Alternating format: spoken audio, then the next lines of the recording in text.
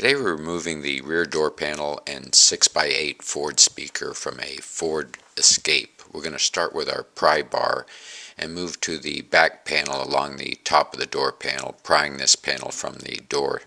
Ford clips are very difficult. You may have a hard time removing this panel, but it will pull back and release. Check for any clips that remained.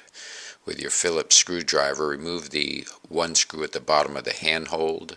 With a pick or pry tool at the door lock and door handle area, open the small panel to access a Phillips screw and remove this screw. Once the screw is removed, you can wiggle this panel loose. A little pry pressure may help remove it as well, but you can free it up and remove it over the door open handle. This will allow you to set the panel to the side. With your pry bar, move to the bottom front edge of the door panel, prying along the bottom of the door panel, up the back edge along with up the front edge releasing clips. Again, these clips can be difficult to remove.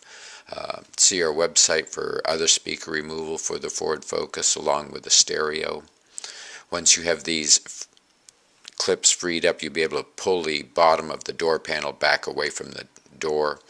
This will verify the clips are loose and lift it up out of the window jamb. We're going to pull the top edge of the panel slightly backwards.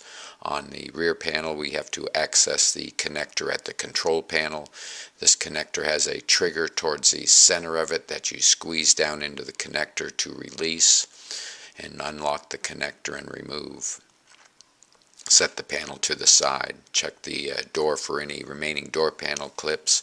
Pry these clips from the door and place them back in their corresponding places. Again, this gives access to a 6x8 Ford speaker. See our website for speaker phasing and wire color codes. Hope this video has been helpful. Please subscribe and thank you for watching.